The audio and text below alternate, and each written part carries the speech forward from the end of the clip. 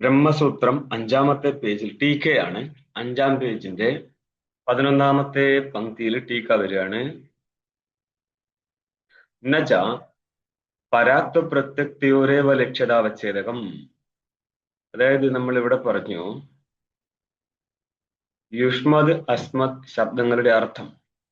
അവിടെ യുഷ്മത് ശബ്ദത്തിന്റെ അർത്ഥം പരാക് വസ്തുവും അസ്മത് ശബ്ദത്തിന്റെ അർത്ഥം പ്രത്യക് വസ്തുവായിട്ട് എടുത്തു കഴിഞ്ഞാല് അവിടെ ഇരിക്കുന്ന ലക്ഷ്യതാവച്ഛേദകങ്ങളെ നമ്മൾ രണ്ട് രീതിയിൽ കൊണ്ടുപോകാം. ആദ്യത്തെ പങ്ക്തിയിൽ വന്ന് നിന്നത് അസ്മത് ശബ്ദ ജന്യ പ്രത്യയോഗ്യം ആണ് വസ്തു. അതേപോലെ തന്നെ യുഷ്മ ശബ്ദജന്യ പ്രത്യയോഗ്യമായിരിക്കുന്ന പരാഗ് വസ്തു ലക്ഷ്യത എന്ന് പറഞ്ഞു. ഇനി അവിടെ ലക്ഷ്യത അവച്ഛേദം എടുത്ത സമയത്ത് നമ്മൾ പറഞ്ഞു ലക്ഷ്യത അവച്ഛേദകതയാ ശബ്ദോപി ഗൃഹ്യത എന്ന് പറഞ്ഞു, ബോധ്യത. അതിന് സമാനമായിട്ട് വേറെ ചോദ്യം ചോദിക്കുകയാണ് പൂർവപക്ഷി. ഇവിടെ ഇപ്പോൾ ലക്ഷ്യതാവച്ഛേദക അങ്ങനെ തന്നെ വേണമെന്ന് ആവശ്യമുണ്ടോ? കാരണം ലക്ഷ്യം പരാക്ക വസ്തുവും പ്രത്യക വസ്തുവായ സ്ഥിതിക്ക് പരാക്ത പ്രത്യക്തങ്ങളെ ലക്ഷ്യതാവച്ഛേദകമായിട്ട് എടുത്താൽ പോരെ? എന്തിനാണ് അശ്മശബ്ദജന്യ പ്രത്യയോഗ്യ വസ്തുവിലെ ശബ്ദയോഗ്യത്വത്തെ നിങ്ങൾ ലക്ഷ്യതാവച്ഛേദകമായിട്ട് എടുക്കുന്നത്? കഴിഞ്ഞ പ്രസംഗത്തിൽ ചെറിയ വ്യത്യാസമുണ്ട്. പരാക്തവും പ്രത്യത്വവും പോരെ ലക്ഷ്യതാവച്ഛേദകം. ശബ്ദയോഗ്യത്വം തന്നെ ലക്ഷ്യതാവച്ഛേദകമാവേണ്ട ആവശ്യമുണ്ടോ എന്ന് പറഞ്ഞാൽ ശബ്ദയോഗ്യമായിരിക്കുന്ന രണ്ട് വസ്തുക്കൾ. ശബ്ദയോഗ്യത്വം എന്ന് പറയാൻ കാരണം എന്തായിരുന്നു? നമ്മൾക്കിത് ഈ പേജിന്റെ തന്നെ അഞ്ചാമത്തെ പങ്ക്തിയിൽ കാണായിരുന്നു. യദ്യപി അഹങ്കാരാതിരപി തദ്യോഗ്യസ്. അഹങ്കാരം എന്നുള്ളതും അസ്മപ്രത്യയോഗ്യമായി മാറിപ്പോകുന്നുണ്ട്. കാരണം നമ്മൾക്ക് അഹം എന്നുള്ള ബോധം എവിടെയുള്ളത്? അന്ധകരണാവസ്ഥ ചൈതന്യത്തിലാണ്. ഇവിടെ കുറെ വ്യാഖ്യാനം ആവശ്യമുണ്ടെങ്കിലേ സംഭവം മനസ്സിലാകത്തുള്ളൂ. കാരണം സാക്ഷി നിന്ന് പ്രകാശിക്കുമ്പോൾ സാക്ഷിയുടെ വിഷയരൂപത്തിലാണ് പ്രമാതാവ് പ്രകാശിക്കുന്നത്. ഒരു കണക്കിന് ഘടാതി വിഷയങ്ങളെ പ്രകാശിപ്പിക്കുമ്പോൾ സാക്ഷി അന്ധകരണവുമായിട്ട് ഏകത്വം പ്രാപിച്ചും കൊണ്ട് വിഷയത്തെ പ്രകാശിപ്പിക്കുന്നത് കൊണ്ട് ഒരിക്കലും അന്ധകരണവും ചേതനനും തമ്മിലുള്ള, അതായത് സാക്ഷി ചേതനനും അന്ധകരണവും തമ്മിലുള്ള വ്യത്യാസം മനസ്സിലാകത്തില്ല. ഇത് നിങ്ങൾക്ക് ഇന്നത്തെ അദ്വൈത സിദ്ധിയുടെ പങ്ക്തിയിൽ വരും പോലെ സാധനം. പലപ്പോഴും നമ്മൾ രണ്ട് ടെക്സ്റ്റ് എടുത്താൽ രണ്ട് ടെക്ഷനായിട്ടും പരസ്പര ബന്ധം ഉണ്ടാകുന്നു. അതെന്താ ഒരു വട്ടം ഒന്നല്ല, പലവട്ടം കണ്ടതാണ്. അവിടെ പറയും പ്രതിയോഗി ഗ്രഹിക്കപ്പെട്ടിട്ടില്ലെങ്കിൽ ഭേദം ഗ്രഹിക്കപ്പെടത്തില്ല. അതുകൊണ്ട് തന്നെ അന്ധകരണമായിരിക്കുന്ന പ്രതിയോഗിയെ, അതായത് അന്ധകരണത്തിന്റെ ഭേദം സാക്ഷി സ്വരൂപത്തിൽ ഗ്രഹിക്കാൻ പറ്റിയിരുന്നുവെങ്കിൽ അന്ധകരണം വേറെ സാക്ഷി വേറെ എന്ന് ഗ്രഹിക്കാം.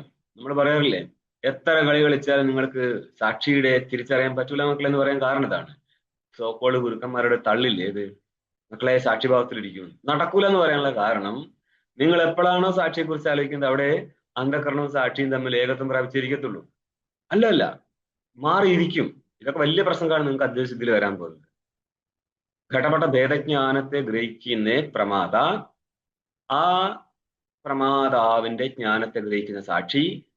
പക്ഷെ ഇവിടെ പൂർവപക്ഷി പറയും സാക്ഷി തന്നെ നേരിട്ട് ഭേദത്തെയും ഗ്രഹിക്കും. ഏത്? ഘടം വേറെ ജ്ഞാനം വേറെ എന്നുള്ള ഭേദത്തെ തന്നെ സാക്ഷി നേരിട്ട് ഗ്രഹിക്കുകയും ആ ഭേദജ്ഞാനവും സാക്ഷി സ്വരൂപവും തമ്മിലെ ഭേദത്തെയും സാക്ഷി ഗ്രഹിക്കുകയും ചെയ്യൂലേ എന്ന് ചോദിക്കും. അന്നേരം പറയും നടക്കൂല. ഒരേ സമയത്ത് പ്രതിയോഗിയെയും അഭാവത്തെയും ഗ്രഹിക്കാൻ പറ്റത്തില്ല. ഗ്രഹിക്കുമായിരുന്നുവെങ്കിൽ സാക്ഷിക്ക് പ്രമാതാവുമായിട്ടുള്ള ഭേദം തിരിച്ചറിയാൻ പറ്റിയേനെ. കാരണം ഭേദജ്ഞാന സ്ഥലത്ത് പ്രതിയോഗിജ്ഞാനം കാരണമാണ്.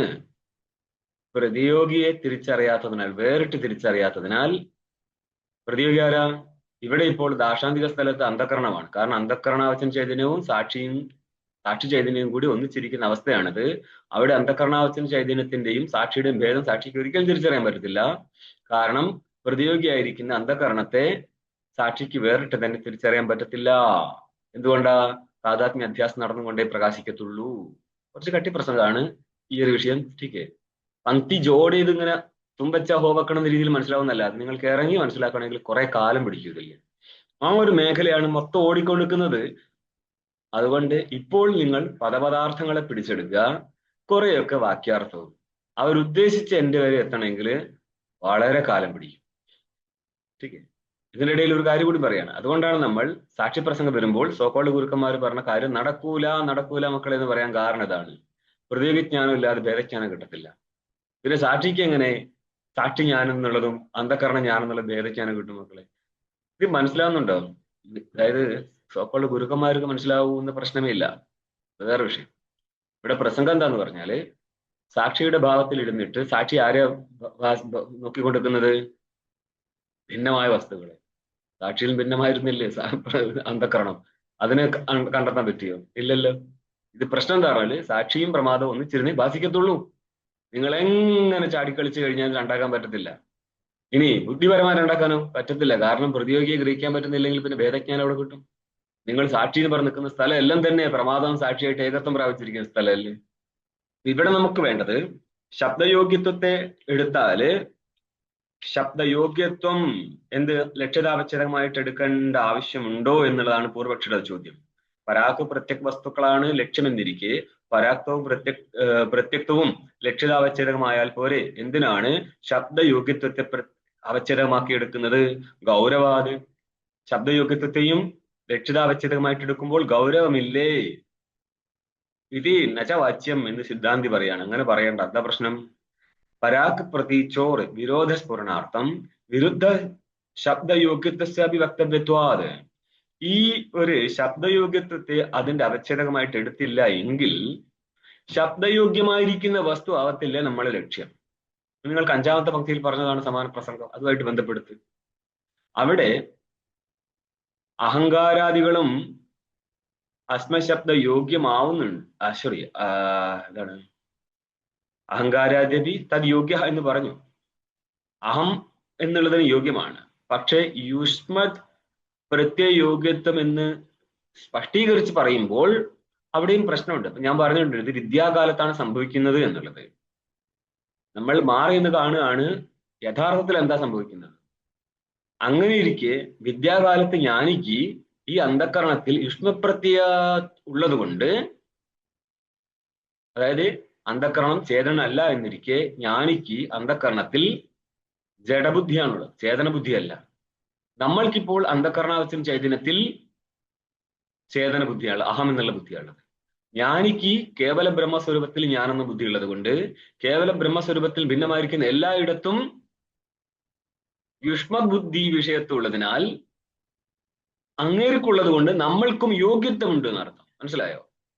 അങ്ങേർക്ക് പ്രത്യേക വിഷയത്വമുണ്ട്, നമ്മൾക്ക് താദൃശ യുഷ്മത് പ്രത്യേക യോഗ്യത്വമുണ്ട്. ചെറിയ ചെറിയ പദങ്ങൾക്ക് അത്ര അർത്ഥ വ്യത്യാസമുണ്ട്. അതായത് ഘട ജനന യോഗ്യത എല്ലാ ദണ്ഡങ്ങളിലും ഉണ്ട്. അതായത് ചക്രം, കുലാലിന്റെ ചക്രം തിരിക്കാൻ വേണ്ടിയിട്ട് ദണ്ഡത്തെ ഉപയോഗിക്കാം. ഏത് ദണ്ഡത്തെ? ഏത് ദണ്ഡമാവാം.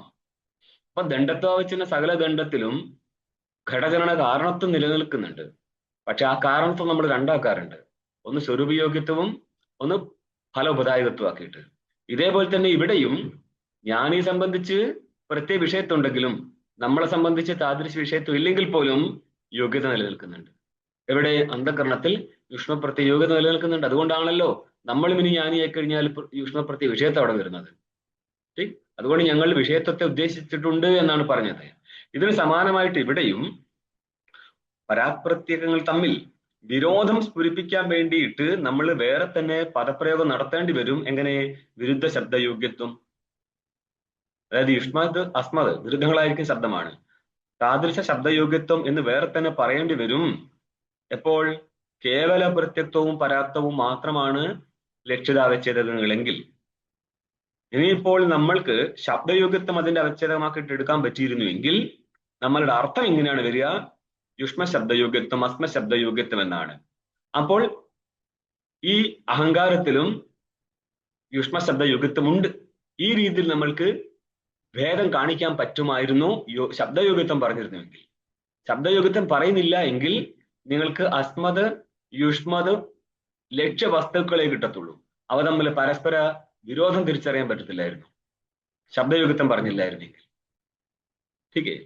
അപ്പോൾ അവച്ഛേദകമായിട്ട് ശബ്ദയോഗ്യത്വം കിട്ടിയാൽ അവയുടെ വിരോധം കാണാം. ഇല്ലെങ്കിൽ വിരോധം പറയാനായിട്ട് വേറെ തന്നെ പദപ്രയോഗം നടത്തണം, വിരുദ്ധ ശബ്ദയോഗ്യത്വം എന്നുള്ളത്. ഇത് ഒഴിവാക്കി കിട്ടും ലക്ഷ്യതാവച്ഛേദകമായിട്ട് ശബ്ദയോഗ്യത്വത്തെ കൊണ്ടുവന്നാൽ. തർക്കസംഗ്രഹമൊക്കെ എടുക്കണമെങ്കിൽ നാഷ്ദാന മുക്താലിയുടെ പിടിപാട് വേണം. അപ്പൊ അത്രയും കാലം ഒന്നിലൂടെ തന്നെ ചരിച്ചിട്ട് മനസ്സിലാകത്തുള്ളൂ. ഇത് പൂർവപക്ഷയുടെ അഭിപ്രായമാണോ സിദ്ധാന്തയുടെ അഭിപ്രായമാണോ മനസ്സിലാകാൻ തന്നെ ബുദ്ധിമുട്ടും. നിങ്ങൾക്ക് ഇവിടെ തന്നെ അധ്യാസവും നിത്യതിഭവതി യുക്തം, ഇത് ആരുടെയാന്ന് ചോദിച്ചു കഴിഞ്ഞാൽ നിങ്ങൾ ഒരു വട്ടം ഒന്ന് അതായത് ഭാഷ പിടുത്തുള്ള ആൾക്കാർ തന്നെ ആ പ്രസംഗം കേട്ട് കഴിഞ്ഞാൽ കിടുങ്ങി നിൽക്കും, ഇതാരാപ്പം പറയുന്നുള്ളത്. അതുകൊണ്ട് തന്നെ ഇവർ പറയും മിഥ്യാശബ്ദത്തിന് രണ്ടർത്ഥമുണ്ട്. അപലാപം എന്നുള്ള അർത്ഥമുണ്ട്, അനിർവചനീയം എന്ന അർത്ഥമുണ്ട്. ഏതർത്ഥം ചെയ്യും ഇവിടെ? ഇവിടെ അപലാപം എന്നാണ്. അത് വളരെ കുറച്ച് സ്ഥലത്തേ ചെയ്യേണ്ട ആവശ്യമുള്ളൂ. സാമാന്യമായിട്ട് അനിർവചനീയം എന്നാണ് മിഥ്യാശബ്ദത്തിന് അർത്ഥം. അത് ഇവിടെ എടുക്കൂല. അതുകൊണ്ട് തന്നെ പഠിച്ച ആൾക്കാർക്ക് തന്നെ പ്രശ്നമുള്ള സ്ഥലം അത്. മനസ്സിലായോ? എങ്ങനെ പഠിച്ചത്? ഹയർ ടെക്സ്റ്റിൽ മിഥ്യാത്വം എന്താണെന്ന് നിശ്ചയിച്ചവന്മാർക്ക് പോലും ഇവിടെ പണി കിട്ടും. ഇത്രയും പ്രശ്ന ടെക്സ്റ്റിലാണ് നിങ്ങൾ നിൽക്കുന്നത്. അതുകൊണ്ട് ഗണപതി ഹോമമൊക്കെ ചെയ്ത് വരിക. ഗണപതി ദേവതയാണോ അല്ല പരമാത്മാവാണോ? ദേവത. ഗണാനാം ത്വാ ഗണപതിഗും ഹവാമഹേ. ഗണാനാം ഗണസംഖ്യാനെ, സംഖ്യാജ്ഞാന, ജ്ഞാനാനാം പതി ഗണപതി. പരമാത്മാ എന്ന് അർത്ഥം ചെയ്യുന്നുണ്ട് കാശികാൻ സ്വാമി അവരുടെ ടീക്കയിൽ. അങ്ങേര് സുറുസുറുന്ന് പറഞ്ഞു പോകുന്ന മനുഷ്യനാണ്. ഗണസംഖ്യാനെ സംഖ്യ സാഖ്യ ജ്ഞാനമിത്യർത്ഥ ജ്ഞാനാനാം പതി ഗണപതി എന്നും പറഞ്ഞ് അങ്ങേര് അന്വയിച്ചിട്ടുണ്ട്. അങ്ങേരുടെ ഒരു ബുക്ക് ഒരു കള്ളം കയറി അടിച്ചു മാറ്റി. അങ്ങനെ പിന്നെ ആരുടെ പേരിൽ എഴുതിയ, അതായത് സാധുക്കൾ തമ്മിലുള്ള കോമ്പിയാണിത്. ഒരാളൊരു സാധനം എഴുതുന്ന അറിഞ്ഞു കഴിഞ്ഞാൽ മറ്റുള്ളവന്മാര് കള്ളന്മാരെ വിട്ടടക്കം അടിച്ചു മാറ്റും എന്ന് പറഞ്ഞ ആലോചിച്ച് നോക്ക് സ്ഥിതി എന്തായിരിക്കും എന്നുള്ളത്. മോഷണം എല്ലാ സ്ഥലത്തും ഉണ്ട്. പക്ഷെ പ്രശ്നം എന്തായിട്ട് ചോദ്യം ചോദിച്ചത് ഇങ്ങനെ എഴുതിയ സാധനത്തിൽ എന്താ അർത്ഥം ചെയ്യണം എന്ന് ചോദിച്ചു കഴിഞ്ഞാൽ അങ്ങനെ പറയാൻ പറ്റിയെന്ന് വരത്തില്ല. ആർക്ക് മറ്റൊരാൾക്ക് ഇങ്ങനെയല്ലേ ചെയ്ത് ഇങ്ങനെ വർക്ക് കറക്റ്റ് പറഞ്ഞെടുക്കാൻ പറ്റത്തില്ല. എന്തായിരുന്നു ശിവശാസ്ത്രനാമത്തിലൊരു വാക്യമുണ്ട്, തസ്കരാണാം പതേ നമഃ, കള്ളന്മാരുടെ പതിക്ക് നമസ്കാരം. ശ്രീകൃഷ്ണ പരമാത്മാ കട്ടതുപോലെ കളവാരം നടത്തിയിട്ടുണ്ടാവുമോ? ടീക്ക് വീടാന്തരങ്ങളിൽ കളവായിരുന്നു. ഇനി നോക്കിയോ നിങ്ങള് എന്താണ്? അതേവ ഇതമസ്മാത് പ്രത്യേകോചരിയൊരിതി വക്തവ്യേ അപി ഇതം ശബ്ദോ അസ്മദർത്ഥേ ലോകേ വേദേ ച ബഹുശഃ ഇമേ വയം ആസ്മഹേ ഇമേ വിദേഹാഃ അയമഹമസ്മീതി ച പ്രയോഗദർശനാത് ന അസ്മശബ്ദ വിരോധീതി മത്വാ യുഷ്മച്ഛബ്ദ പ്രയുക്തഃ. അതായത് ഇവിടെ ഇപ്പോൾ യുഷ്മദ് അസ്മദ് എന്നുള്ള സ്ഥലത്ത് ഇതമസ്മദ് എന്ന് പ്രയോഗം നടത്താമായിരുന്നു. അതെന്തുകൊണ്ടാ? പല സ്ഥലത്തും ഇതം ശബ്ദ പ്രയോഗം അസ്മത് ശബ്ദ സ്ഥലത്ത് കാണുന്നുണ്ട്. നോക്ക്, അതേവ ഇതം അസ്മത്, പക്ഷെ യുഷ്മത് ശബ്ദ സ്ഥലത്താണ് ഇതം ശബ്ദ പ്രയോഗം നടത്താൻ പറ്റും. എങ്ങനെയാ? അതേവ ഇതം അസ്മത് പ്രത്യേകോചരിയൊരിതി വക്തവ്യേപി. എങ്ങനെയും ചെയ്യാം. ഇതം അസ്മത് യുഷ്മദിന് സ്ഥലത്ത് ഇതം എന്ന് ശബ്ദപ്രയോഗം നടത്താൻ പറ്റാറുണ്ട്. ഇങ്ങനെ ചെയ്യാമായിരുന്നു. അങ്ങനെയാണ്. യുഷ്മദ് എന്നുള്ള സ്ഥലത്ത് ഇതം എന്ന് ശബ്ദപ്രയോഗം നടത്തിയിട്ട്, യുഷ്മദിന്റെ അർത്ഥം എന്താ? ജഡവസ്തുക്കളല്ലേ. അവിടെ ഇതം ശബ്ദപ്രയോഗം നടത്താമല്ലോ, പക്ഷെ നടത്താൻ പറ്റാത്തതിന്റെ കാരണം പറയാൻ പോവുകയാണ്. അങ്ങനെയാണെങ്കിൽ എന്തായിരിക്കും വാക്യം വരിക? ഇതമസ്മത് പ്രത്യേകോചരിയോ എന്ന് വാക്യം വരും. യുഷ്മ ശബ്ദ സ്ഥലത്ത് ഇതം ശബ്ദപ്രയോഗം നടത്താൻ പറ്റുന്നുണ്ട്. അങ്ങനെയാണെങ്കിൽ ഇതമസ്മത് പ്രത്യേകോചരിയോ എന്ന് പറയേണ്ടതായിരുന്നു. വക്തവ്യേപി. അങ്ങനെയാണെങ്കിൽ പോലും എന്തുകൊണ്ട് പറയുന്നില്ല എന്ന് പറയാണ്. ഇതം ശബ്ദോ അസ്മദർത്ഥേ ലോകേ വേദേ ബഹുശഃ പ്രയുക്തഃ. പല സ്ഥലത്തും അസ്മദർത്ഥത്തിലും ഇതം ശബ്ദപ്രയോഗം നടത്തിയിട്ടുണ്ട്. അതുകൊണ്ടാണ് യുഷ്മദ് എന്നതിന് പകരം ഇതം ശബ്ദപ്രയോഗം നടത്താതിരുന്നത്. ഇല്ലെങ്കിൽ യുഷ്മദിന്റെ അർത്ഥത്തെ നമുക്ക് ഇതം എന്നും പറയാമായിരുന്നു. നീ എന്നുള്ളത് ഏതിനുദ്ദേശിച്ചാ പറഞ്ഞത്? പരാഗർത്ഥത്തെ ഉദ്ദേശിച്ചാ പറഞ്ഞത്. പരാഗർത്ഥങ്ങളെ, അതായത് ആത്മഭിന്നമായിരിക്കുന്ന വസ്തുക്കളെ നമ്മൾക്ക് ഇത് എന്ന് പറയാൻ പാടില്ലേ? ഇതം ശബ്ദത്തിന്റെ പുല്ലിംഗത്തിലായെന്ന് വരും. ടീക്കേ. അപ്പം നമുക്ക് വേണമെങ്കിൽ ഇതം ശബ്ദ പ്രയോഗം നടത്താമായിരുന്നു. പക്ഷെ പ്രശ്നം എന്താ?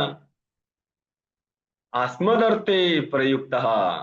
അസ്മദ് ഞാൻ ചേതനാർത്ഥത്തിലും പല സ്ഥലത്തും ഇതം ശബ്ദപ്രയോഗം നടത്തിയിട്ടുണ്ട്. എവിടെ?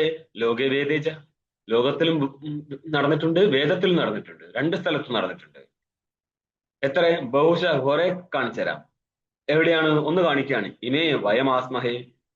ഇമേ ഇതം ശബ്ദത്തിന്റെ പുല്ലിംഗത്തിലെ ബഹുവചനമാണ്. അയം ഇമോ ഇമേ. ഇമേ ഇത് ഞങ്ങളാകുന്നു. ഈ ഇതം ശബ്ദം എവിടെയാ പ്രയോഗിച്ചത്? അസ്മശബ്ദാർത്ഥത്തിലാണ്. അപ്പൊ യുഷ്മ ശബ്ദത്തിന്റെ സ്ഥാനത്ത് വയ്ക്കാൻ പറ്റുന്ന അസ്മശബ്ദത്താൽ ഇപ്പോൾ ആരാ പറയപ്പെട്ടത്? അസ്മദർത്ഥമാണ്.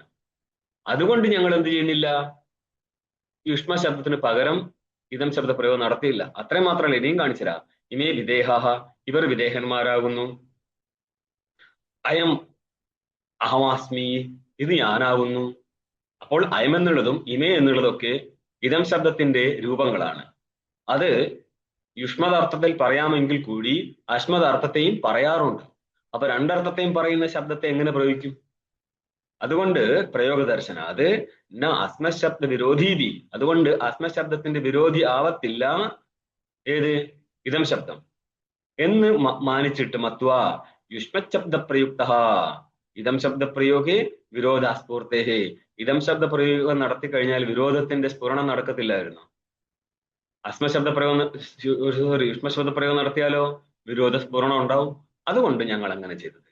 ചെറിയ ചെറിയ കാര്യങ്ങളാ സംസാരിക്കുന്നത്. എന്തുകൊണ്ട് ഏതേന ചേതനവാചിത്വാദ് അസ്മശബ്ദ പൂർവം പ്രയോക്തവ്യ അഭ്യർഹിതം പൂർവം ഇതി ന്യായാത്. പൂർവക്ഷിനിയും തുടങ്ങാണ്. ചേതനാവാചിത്വാദ് അസ്മശബ്ദ, ചേതനാവാജ്യാണ് അസ്മശബ്ദം എന്നിരിക്കെ എന്ത് ചെയ്യണം? പൂർവം പ്രയുക്തവ്യ, അതായത് യുഷ്മദ് അസ്മദ് എന്നുള്ളതിന് പകരം അസ്മദ് യുഷ്മദ് പ്രത്യേകോചരയോഹോ എന്നായിരുന്നു വേണ്ടത്. അതെന്തുകൊണ്ട് അങ്ങനെ പറയുന്നത്? ഒരു സൂത്രമുണ്ട് പാണിനിയുടെ, അഭ്യർഹിതം പൂർവം, ശ്രേഷ്ഠമായതിന്റെ പൂർവ്വപ്രയോഗം നടത്തണം. ഇങ്ങനെ കുറെ ഉണ്ട്. ശിവകേശവൗ എന്ന സ്ഥലത്ത് നിങ്ങൾക്ക് കേശവ ശിവോ എന്ന് പറയാൻ പാടില്ലായിരുന്നു, പറയൂല.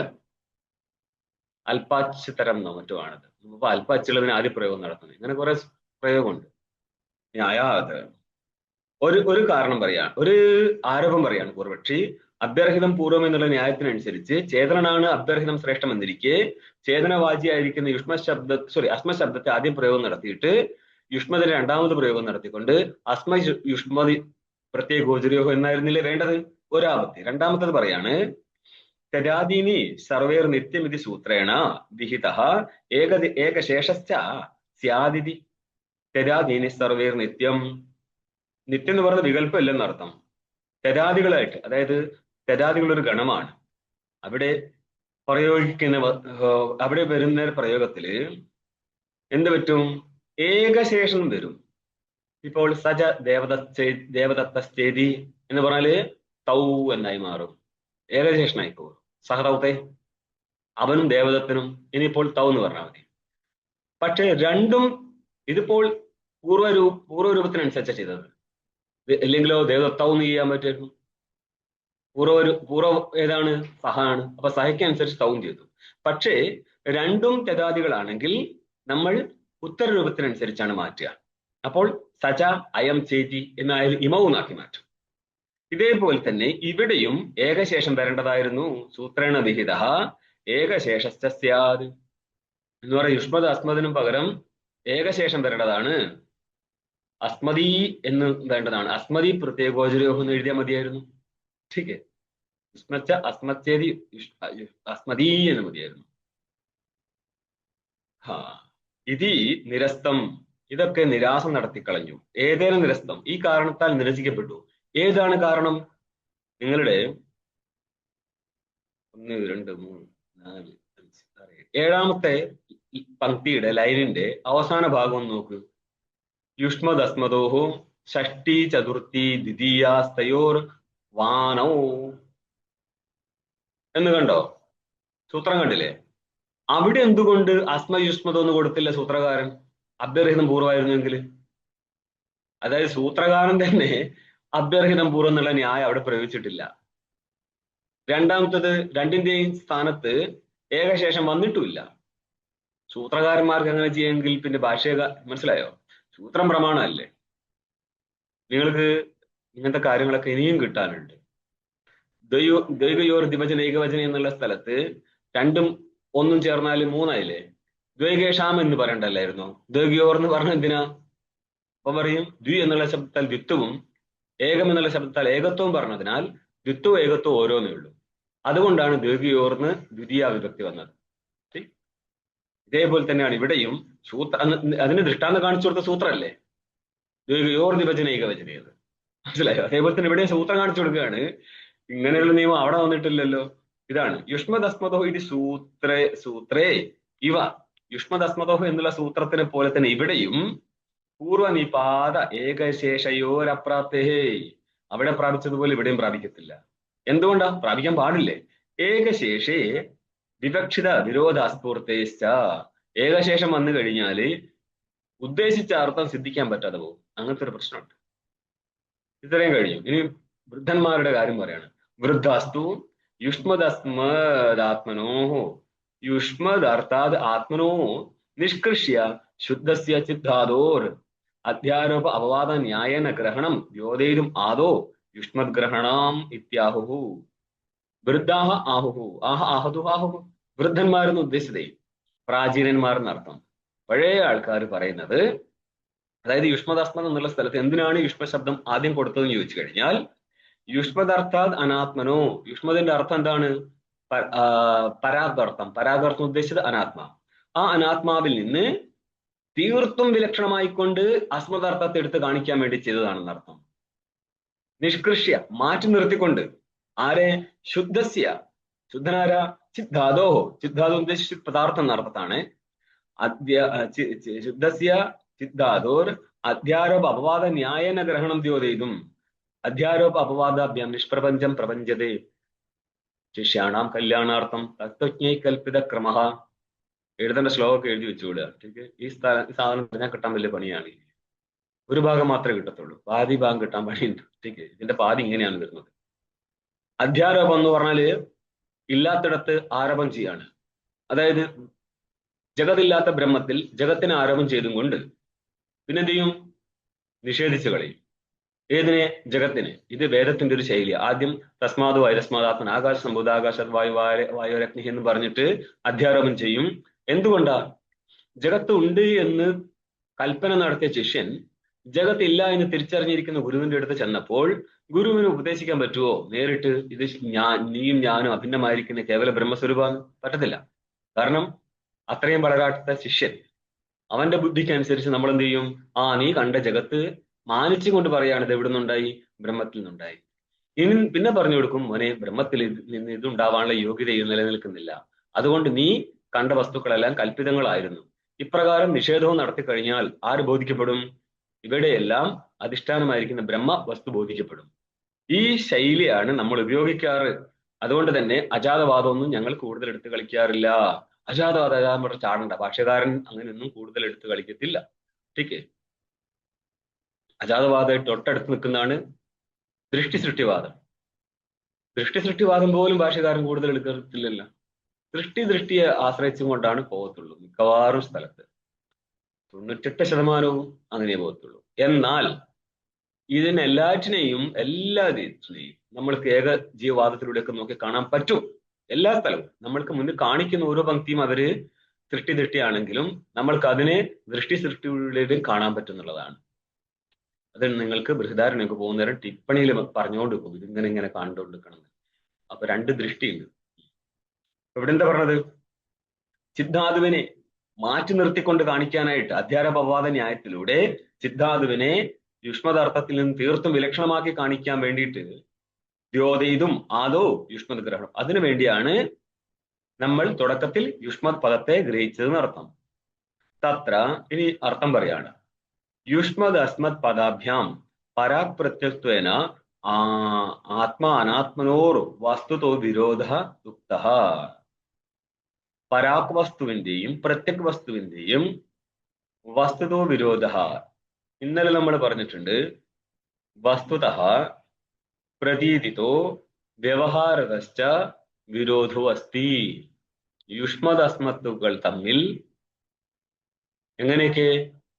വസ്തുതഃ എന്ന് പറഞ്ഞാൽ വാസ്തവത്തിൽ നിന്നല്ല, സ്വരൂപത്തിൽ എന്നർത്ഥം. അല്ലെങ്കിൽ നിങ്ങൾ എങ്ങനെ അന്വയിക്കാം? ശബ്ദ വിഷയത്വേന എന്ന് അന്വയിച്ചാലും കൊള്ളാം. ശബ്ദാർത്ഥത്വേന, അതിനാണ് ശബ്ദ വിഷയത്വം എന്ന് പറയുന്നത്. ശബ്ദത്തിന്റെ അർത്ഥരൂപത്തിലും അവയ്ക്ക് വ്യത്യാസമുണ്ട്. പിന്നെന്താ? പ്രതീതിത എന്ന് പറഞ്ഞപ്പോൾ ഒന്ന് പ്രതീതി എന്നുള്ളത് ജ്ഞാനവും മറ്റൊന്ന് പ്രതീതി എന്നുള്ള പ്രതീതി വിഷയത്തെയാണ് എടുത്തത്. ഈ രീതിയിൽ പ്രതീതി വിഷയത്തെ നമ്മൾ പ്രതീതി ശബ്ദപ്പെടുത്താൽ പറയാം. അപ്പൊ പ്രതീതി ഭേദം ഉണ്ടെന്ന് പറഞ്ഞാൽ ഒന്ന് പ്രതീതി ആത്മകമായിരിക്കുന്ന പ്രകാശവും മറ്റൊന്ന് പ്രതീതിയുടെ വിഷയമായിരിക്കുന്ന പ്രതീതി വിഷയവുമാണ്. രണ്ടിനെയും പ്രതീതി പറയാം, പക്ഷെ ഒന്ന് പ്രതീതിയുടെ വിഷയവും ഒന്ന് പ്രതീതിയും. ഈ രീതിയിലും വിരോധമുണ്ട്. പിന്നുള്ളത് എന്താണ്? ഗോചരം എന്ന് പറഞ്ഞാല് വ്യവഹാരം. ഈ വ്യവഹാരത്തെ നിങ്ങൾക്ക് എത്രയായിട്ട് എടുക്കാം? അഭിജ്ഞ, അഭിവദനം, ഹാനോപാദനം, അർത്ഥക്രിയ. അപ്പോൾ അഭിജ്ഞാരൂപ വ്യവഹാരത്തെ എടുത്തു കഴിഞ്ഞാൽ ജ്ഞാനിക്ക് അഹം എന്നുള്ള വ്യവഹാര യോഗ്യതയാണ് എവിടെയുള്ളത്? ചേതനിലുള്ളത്. നീ എന്നുള്ളതോ അല്ലെങ്കിൽ ഇതം എന്നുള്ളതോ ഇരിക്കുന്ന വ്യവഹാര യോഗ്യതമാണ് യുഷ്മദാർത്ഥത്തിലുള്ളത്. അപ്പോൾ യുഷ്മദാസ്മദ അർത്ഥത്തെ തന്നെ എടുത്ത് കാണിക്കുകയാണ്. അവിടെ യുഷ്മദാർത്ഥാണ്. യുഷ്മ ശബ്ദം ആത്മശബ്ദമാണ്. ശബ്ദാർത്ഥ രൂപത്തിൽ വിരോധമുണ്ട്, പ്രത്യയരൂപത്തിൽ വിരോധമുണ്ട്. വ്യവഹാരം എടുത്തു കഴിഞ്ഞാൽ ഇനിയിപ്പോൾ ശബ്ദം കൊണ്ടുള്ള വ്യത്യാസം മനസ്സിലാക്കേണ്ട, ജ്ഞാന വിഷയത്വന വ്യത്യാസം പറ. ഇവിടെ കിട്ടുന്നുണ്ടോ? അതായത് വ്യവഹാരത്തില് അഭിജ്ഞ എന്ന് പറയുന്ന ജ്ഞാനമാണ്, അഭിവദനം എന്ന് പറയുന്ന ശബ്ദപ്രയോഗമാണ്, ഹാനോപാദനം എന്നുള്ളത് ഒറ്റക്കോടിയിൽ എടുക്കുക, ഗ്രഹണം എന്ന് പറയുന്ന കൊടുക്കൽ വാങ്ങലുകൾ. അഭിജ്ഞ, അഭിവദനം, ഹാനോപാദന, അർത്ഥക്രിയ. അർത്ഥക്രിയ ഉദ്ദേശിച്ചത് പ്രയോജന സിദ്ധിയാണ്. അപ്പൊ ജലത്തെ കണ്ടു കഴിഞ്ഞ് അതിനെ കുടിച്ച് ദാഹം മാറുന്നു എന്നുള്ളതാണ് അതിന്റെ അർത്ഥക്രിയ. ഘടത്തിന്റെ അർത്ഥക്രിയ എന്നുള്ളത് അതിൽ ജല ആഹരണം ചെയ്യാൻ പറ്റും എന്നുള്ളതാണ്. ഇങ്ങനെയുള്ള 4 വിധ വ്യവഹാരങ്ങളിൽ നമ്മൾക്ക് ഇവിടെ 4 കൊണ്ടുവരാം, പ്രശ്നമൊന്നുമില്ല. നമ്മുടെ വ്യവഹാരം ഹാനോപാദനം എവിടെയാണ് നടക്കുന്നത്? ജഡത്തിലല്ലേ. ഹാനോപാദനം ഇല്ലാത്ത വസ്തുവാണ് ആര്? സ്വരൂപം. ഇങ്ങനെയൊക്കെ വേണമെങ്കിൽ കൊണ്ടുവന്നിട്ട് അർത്ഥം ഉന്നയിക്കുക. നമുക്ക് അത്രയും പോകേണ്ട ആവശ്യമില്ല. ഈ ഒന്നാമത്തെ യുഷ്മദാസ്മദം എന്നുള്ള സ്ഥലം കൊണ്ട് തന്നെ വസ്തുത വിരോധം എന്ന് പറഞ്ഞാൽ ശബ്ദത്വ വിരോധം അർത്ഥം എടുത്തോളാം. അതെന്തിനാ ശബ്ദത്വ വിരോധം അർത്ഥം എടുക്കാൻ പറ്റുന്നത്? നിങ്ങൾക്ക് അതേ പേജിലെ ന്യായനിർണയത്തിലെ 6ാമത്തെ പങ്ക്തി ഒന്ന് പിടിച്ച് അതിന്റെ റൈറ്റ് സൈഡിൽ നോക്കിയോ. യുഷ്മശബ്ദേന, കണ്ടോ? ശബ്ദത്തെയാണ് എടുത്തത്. അഹങ്കാരാതിർ അസ്മശബ്ദേന സാക്ഷീഗൃഹ്യതേ. അപ്പൊ ശബ്ദത്താൽ എടുത്ത വസ്തുവിന് പറഞ്ഞിരിക്കുകയാണ്. അപ്പൊ വസ്തുതഃ എന്ന് ഉദ്ദേശിച്ചത് ശബ്ദ വിഷയ എന്നർത്ഥം. ഇത് നിങ്ങളുടെ പങ്ക്തിയിലില്ല, ഞാനിതിനെ സ്പഷ്ടീകരിക്കാൻ വേണ്ടി മുന്നോട്ട് പോവുകയാണ്. നിങ്ങൾ അത്രയും കൂടെ നിന്നാലേ നിങ്ങൾക്കിത് മനസ്സിലാകത്തുള്ളൂ. ഇതിന്റെ പിറകെ തന്നെ അവരുടെ ഓരോ വർണ്ണത്തെയും പദത്തെയും പദാർത്ഥത്തെയും വാക്യത്തെയും വാക്യാർത്ഥത്തെയും പിടിച്ചു പോയെങ്കിൽ മാത്രമേ സംഭവം നടക്കത്തുള്ളൂ. അപ്പൊ എന്ത് പറയാണ്? തത്ര യുഷ്മത് അസ്മത് പദങ്ങളാൽ യുഷ്മത് അസ്മത് പദാഭ്യാം പരാത് പ്രത്യത്വേന ആത്മാനാത്മനോർ വസ്തുതോ വിരോധോക്ത. വസ്തുത എന്ന് പറയുന്ന പദാർത്ഥ രൂപത്തിലുള്ള വിരോധമാണ് നമ്മൾ യുഷ്മത് അസ്മത് പദങ്ങൾ കൊണ്ട് പറയുന്നത്. കാരണം യുഷ്മത് പദത്തിന്റെ അർത്ഥം പരാക് വസ്തുവും അസ്മത് പദത്തിന്റെ അർത്ഥം പ്രത്യക് വസ്തുവുമാണ്. പരാക് വസ്തുവും പ്രത്യക് വസ്തുവും തമ്മിൽ വിരോധമുണ്ട്. അത് കാണിക്കാനാണ് നമ്മൾ യുഷ്മത് അസ്മത് എന്നുള്ള പദപ്രയോഗം നടത്തിയത് തന്നെ. കാരണം അതിന്റെ പദാർത്ഥങ്ങൾ തമ്മിൽ വിരോധമുണ്ട്. അതുകൊണ്ടാണ് വസ്തുതോ വിരോധ ഉക്ത എന്ന് പറഞ്ഞത്. വസ്തുതോ വിരോധം എന്നുള്ളത് പദാർത്ഥത ശബ്ദാർത്ഥത്വന തയോർ വിരോധം അസ്തി എന്ന് മനസ്സിലായിക്കൊള്ളുക. ഇനി പ്രത്യയ പദേന പ്രതീതിതോ വിരോധ ഉക്ത. യുഷ്മത് അസ്മത് കഴിഞ്ഞു. ഇനി എന്താ അടുത്ത പദം ഭാഷ്യത്തില്? പ്രത്യയം. പിന്നെന്താ? ഗോചരം. അതിലെ പ്രത്യയ ശബ്ദത്തെ എടുത്തിട്ടാണ് ഇനി വ്യാഖ്യാന ടീകാകാരൻ പറയുന്നത്. പ്രത്യയ ശബ്ദം കൊണ്ട് പ്രതീതിതോ വിരോധോക്ത, പ്രതീതി കൊണ്ടുള്ള വിരോധം പറയുന്നുണ്ട് എന്ന് പറയാം. ഒന്ന് പ്രതീതിയും മറ്റൊന്ന് പ്രതീതിയുടെ വിഷയവുമാണ്. അതുകൊണ്ട് ഇനി നമ്മൾക്ക് ഈ പ്രതീതി ശബ്ദത്തിന്റെ വ്യാഖ്യാനം പറയണം. എന്ന് പറഞ്ഞാല് നോക്കിക്ക, ടീക നോക്ക്. പ്രതീയത ഇതി പ്രത്യയോ അഹങ്കാരാതിർ അനാത്മാ ദൃശ്യതയാ ഭാതി ആത്മാ തു പ്രതീതിത്വാത് പ്രത്യയ സ്വപ്രകാശതയാ ഭാതി. നമ്മൾ പ്രതീതി ശബ്ദത്തിന്റെ വ്യുത്പത്തി നടത്തുകയാണ് കേട്ടോ. വ്യുത്പത്തി എന്ന് പറഞ്ഞാൽ ആ ശബ്ദത്തിന്റെ അർത്ഥം എന്താണെന്ന് നിശ്ചയിക്കാൻ പോവുകയാണ്. പ്രതീയത ഇതി പ്രത്യയോ, പ്രതീയത ഇതി പ്രത്യയം എന്ന് പറഞ്ഞാൽ കർമ്മണി വ്യുത്പത്തി നടത്തിയതാണ് എന്ന് പറഞ്ഞാൽ പ്രതീതിയുടെ വിഷയം എന്നർത്ഥം കിട്ടും. അങ്ങനെയാണെങ്കിൽ ആര് ഗ്രഹിക്കപ്പെടും? അഹങ്കാരാദി. അഹങ്കാരാദി ആത്മാവാണോ അനാത്മാവാണോ? അനാത്മാ. അഹങ്കാരാദി അനാത്മാ എന്നുള്ളത് സാക്ഷിയാൽ ഗ്രഹിക്കപ്പെടുവോ? സാക്ഷിയാൽ അനാത്മാവിന് വേറിട്ട് ഗ്രഹിക്കാൻ പറ്റിയിരുന്നെങ്കിൽ പിന്നെ തന്റെ ഭേദം ഗ്രഹിച്ചുകൂടായിരുന്നു സാക്ഷിക്ക്. നേരത്തെ അദ്ദേഹത്തിലെ പ്രസംഗമായിട്ട് ഇവിടെ അന്വയിക്ക്. കണ്ട, ഇത്തരം ക്ലാസ് കേട്ട നിങ്ങൾക്ക് മനസ്സിലാവുന്നില്ലെങ്കിൽ ക്ലാസ് കേൾക്കാത്ത സോക്കോൾഡ് ഗുരുക്കന്മാർക്ക് എന്ത് മനസ്സിലാവുന്നുള്ളത് നിങ്ങൾ ഇവിടെ നിന്ന് ആലോചിച്ചാൽ മതി. എത്ര പ്രശ്നവും പരിവട്ടം ഉണ്ട്. നിങ്ങളുടെ പങ്ക്തി മനസ്സിലാക്കുന്നതിനേക്കാൾ ഒരു 200 ഇരട്ടി പ്രയത്നം സാക്ഷി സ്വരൂപത്തിൽ ഇരുന്ന് ചിന്തിച്ചെങ്കിൽ മാത്രമേ പിന്നെ ഇനി മുന്നോട്ട് സാക്ഷിയെക്കുറിച്ച് പറയുമ്പോൾ നിങ്ങൾക്ക് മനസ്സിലാക്കുള്ളൂ. ഈ ഗുരുക്കന്മാർ വിചാരിക്കുന്ന സാക്ഷി പറഞ്ഞ അങ്ങോട്ട് തടി തപ്പിപ്പോവാണ്. രണ്ട് ചോദ്യം അങ്ങോട്ട് കൊടുത്തു കഴിഞ്ഞാൽ തീരാൻ പറ്റുന്നതുള്ള ഈ ഗുരുത്തങ്ങളൊക്കെ ഗുരു ശിഷ്യനായി മാറുന്ന ഒരു അവസ്ഥയിലേക്ക് മാറും. സാക്ഷി ആരാന്ന് ചോദിച്ചാൽ മതി. ഗുരുവിനോട് സാക്ഷിയുടെ രണ്ട് ചോദ്യം വെറുതെ ഇട്ട് കൊടുക്കരുത്. കാരണം നല്ല മണ്ടയുള്ളതാണ്, കളിയുടെ മസ്താന്മാരത്. തിരിച്ച് നിങ്ങളോട് ചോദിക്കും, നിങ്ങൾക്ക് സാക്ഷി അറിയത്തില്ലെങ്കിൽ എനിക്ക് ഇങ്ങനെ സാക്ഷി അറിയും. കാരണം സാക്ഷി നമ്മൾക്ക് രണ്ടുപേർക്ക് ഒന്നല്ലെങ്കിലും ചോദിച്ചു കഴിഞ്ഞാൽ അവിടെ ഇരിക്കും. അതുകൊണ്ട് നല്ല ചോദ്യം അങ്ങോട്ട് കൊടുത്തു കഴിഞ്ഞാൽ തീരാൻ പറ്റുന്ന അസുഖങ്ങൾ ഇതൊക്കെ. പറയാണ്, അർത്ഥം പറയണ്ടേ. പ്രതീകതീതി പ്രത്യേകം എന്ന് പറഞ്ഞാൽ പ്രതീതിയുടെ വിഷയം ആരാ? ദൃശ്യമായിരിക്കുന്ന അനാത്മാ. അതുകൊണ്ട് ദൃശ്യതയാ ഭാതി. അനാത്മ വസ്തുക്കൾ ദൃശ്യരൂപത്തിലാണ്, ജ്ഞാന വിഷയരൂപത്തിൽ പ്രകാശിക്കും. രണ്ടാമത്തത് ആത്മാതും പ്രതീതിത്വാത് പ്രത്യയ സ്വപ്രകാശതയാ ഭാതി. ആത്മാവിനെ നമ്മൾ എങ്ങനെ അന്വയിക്കും? പ്രതീതി പ്രത്യയ എന്നർത്ഥം ചെയ്യും. ठीक है. പ്രത്യയഗോചര എന്നുള്ള സ്ഥലത്ത് പ്രത്യയ ശബ്ദത്താൽ ആത്മാവിനെ എടുക്കണമെങ്കിൽ എങ്ങനെ വ്യുത്പത്തി നടത്തണം? പ്രത്യയ ശബ്ദത്തിന് പ്രതീതി പ്രത്യയ എന്ന് പറഞ്ഞ ഭാവയിൽ വ്യുത്പത്തി നടത്ത്. ഭാവശബ്ദനർത്ഥം ക്രിയ എന്നാണ്. ക്രിയ എന്നുള്ളത് ജ്ഞാനമാണ് ഇവിടെ. ठीक है. ശരിക്കും ഈ ക്രിയ എന്നുള്ളത് അന്ധക്കരണം വൃത്തിയാണെങ്കിലും അതിൽ നിന്നും ലക്ഷിതം ആയിരിക്കുന്ന ചേതന എടുത്തോളുക. അതൊന്നും ഇവിടെ ഇല്ല. നിങ്ങൾ ഇട്ട് കഴിഞ്ഞിട്ട് മനസ്സിലായിക്കോളുക. ഒക്കെ വന്നോളൂ. ഒരു കാലത്ത് ഹയർ ടെക്സ്റ്റ് പഠിച്ചു പോയാൽ വലിയ കാര്യമൊന്നുമല്ല. എല്ലാവരും അങ്ങനെ തന്നെയാണ്. പഠിപ്പിച്ച് സ്വായത്തമാക്കുന്നതാണ് അതെല്ലാം. പ്രതീതിത്വാദ് ആത്മാ പ്രതീതി സ്വരൂപമായതുകൊണ്ട് പ്രതീതിത്വാദ് പ്രത്യയ, പ്രതീതി ആയതിനാൽ പ്രത്യയം എന്നാണ് പറയുന്നത്. അപ്പൊ പ്രതീതി പ്രത്യയം വ്യുത്പത്തി നടത്തുക. സ്വപ്രകാശതയാഭാതി, ആത്മ സ്വയം പ്രകാശ രൂപത്തിൽ ഭാസിക്കുകയാണ്. ജഡം ഭാസിക്കുകയോ? എങ്ങനെ ഭാസിക്കും? ഭാനമായിരിക്കുന്ന ചേതനന്റെ സാക്ഷിയുടെ വിഷയരൂപത്തിൽ ജഡങ്ങൾ ഭാസിക്കും. സാക്ഷിയോ സ്വയം പ്രകാശനായിരുന്നു ഭാസിക്കും. അപ്പൊ ഗുരുവോ? ജ്ഞാനിയായിരിക്കുന്ന ഗുരു ഭാസിക്കല്ല, അവൻ സ്വരൂപമാണ്. സ്വരൂപത്തിൽ എന്ത് ഭാനം? സാക്ഷി സ്വരൂപിനെ ഭാസിക്കാൻ പറ്റത്തുള്ളൂ, കേവല സ്വരൂപത്തിന് ഭാസിക്കാൻ പറ്റൂല മക്കളെ. ഗോചരപദേന വ്യവഹാരതോ വിരോധോക്ത. എവിടെയാ ഗോചരപദം ഉള്ളത്? ഭാഷ്യത്തിലെ ഗോചരപദം എടുക്കുക. യുഷ്മത് അസ്മ പ്രത്യേക ഗോചരം. ഇവിടുന്ന് അങ്ങോട്ട് പോയി അന്വേഷിച്ചോളണം എപ്പോഴും. അപ്പൊ പറയാണ് ഗോചരപദേന വ്യവഹാരതോ വിരോധോക്ത. ഗോചരം എന്ന് പറഞ്ഞാൽ വ്യവഹാരം എന്നർത്ഥം. അപ്പൊ ഗോചരപദം കൊണ്ട് തന്നെ വ്യവഹാരത്തിൽ വിരോധം പറയപ്പെട്ടു എന്ന് മനസ്സിലായിക്കൊള്ളുക. ഇനി എന്താ യുഷ്മദർത്ഥ? യുഷ്മദർത്ഥം എന്താണെന്നുള്ളത് പറയാണ്. പ്രത്യേകാത്മ തിരസ്കാരേണ കർത്താഹമിത്യാദി വ്യവഹാര ഗോചര. ഇത് ഗോചരപദം കൊണ്ട് വ്യവഹാരത്തെ എടുക്കണം എന്ന് പറഞ്ഞില്ലേ?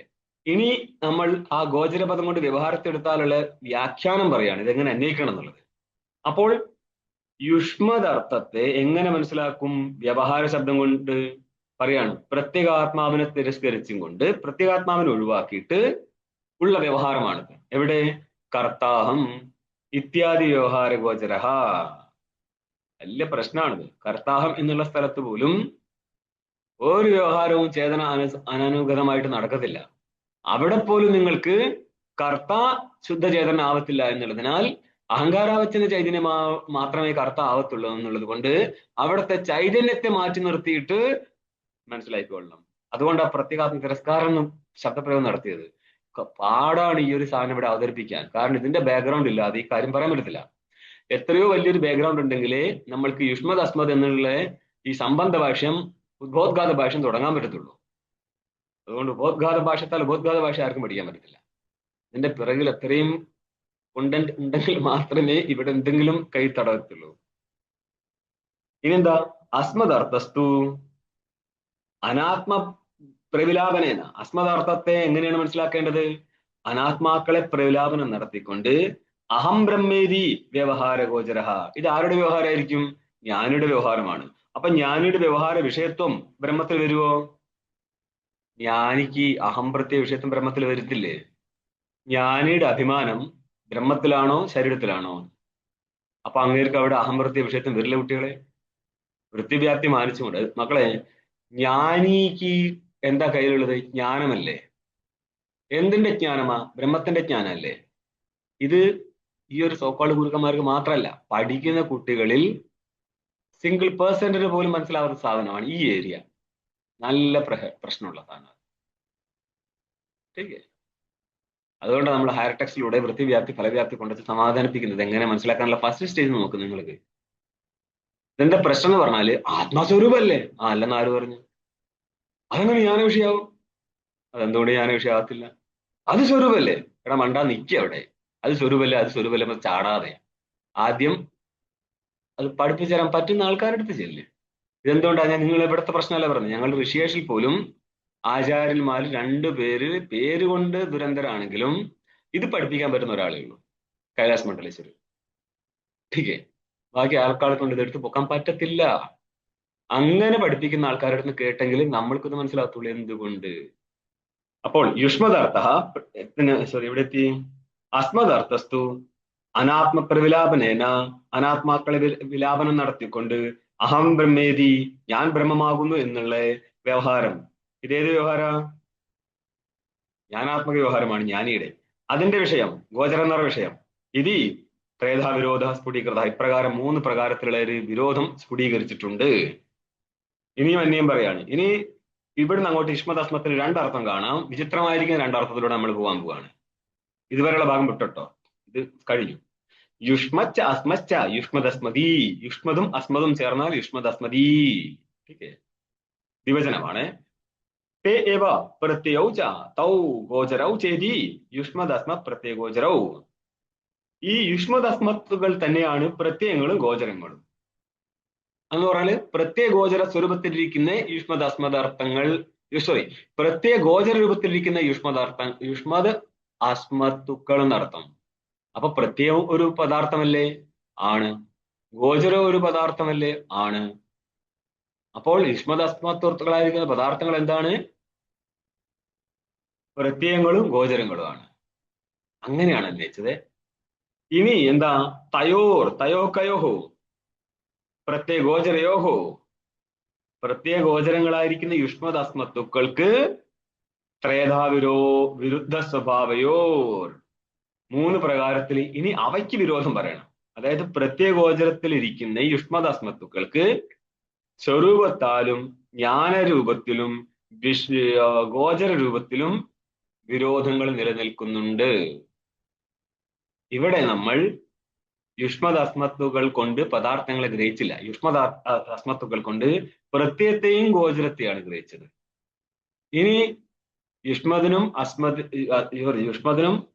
യുഷ്മദസ്മത്തുക്കൾക്കും പ്രത്യയങ്ങൾക്കും ഗോചരങ്ങൾക്കും വെവ്വേറെ 3 കൂട്ടിച്ചേർക്കാൻ നമ്മൾ പങ്ക്തി വേറെ വരുന്നുണ്ട്. ഇവിടെ ഇപ്പോൾ ഇങ്ങനെ അർത്ഥം ചെയ്യും. കാരണം തൗ എന്ന് ഉദ്ദേശിച്ചത് പ്രത്യയഗോചരവും എന്നുള്ള അർത്ഥത്തിലാണ്. ആ പ്രത്യയഗോചര രൂപത്തിലിരിക്കുന്ന യുഷ്മദസ്മത്തുക്കൾക്ക് 3 വിധത്തിൽ വിരോധം പറയാം. എങ്ങനെ? സ്വഭാവതഃ, പ്രത്യയതഃ, ഗോചരതഃ. ഇവയുടെ വിരുദ്ധ സ്വഭാവയോഹോ പ്രത്യയഗോചരയോഹോ യുഷ്മദസ്മത് പദാർത്ഥയോഹോ എന്ന് കൂട്ടിച്ചേർത്തുള്ള അവയ്ക്ക് ഇതരേതര ഭാവത്തിന്റെ അർത്ഥം എന്താ? അത്യന്താഭേദ, താദാത്മ്യം എന്നർത്ഥം. താദാത്മ്യം എന്ന് പറയാം, അല്ലെങ്കിൽ അത്യന്ത അഭേദം എന്ന് പറഞ്ഞു. താദാത്മ്യം എന്നുള്ള ശബ്ദം 2 വിധത്തിൽ പ്രയോഗിക്കാറുണ്ട്. ഏകത്വം കിട്ടുന്ന സ്ഥലത്ത് താദാത്മ്യം നൈയായികന്മാർ പ്രയോഗിക്കുന്നത് പോലെ വേദാന്തി പ്രയോഗിക്കാറുണ്ട്. ഈ പൂർവമീമാംസ സിദ്ധാന്തത്തില് ഭേദസഹിഷ്ണു അഭേദം, കുറച്ച് ഭേദമുണ്ട്, കുറച്ച് അഭേദമുണ്ട്. ഇവിടെയും താദാത്മ്യ ശബ്ദ പ്രയോഗം നടത്താറുണ്ട്. ശ്രദ്ധിച്ചോളണം.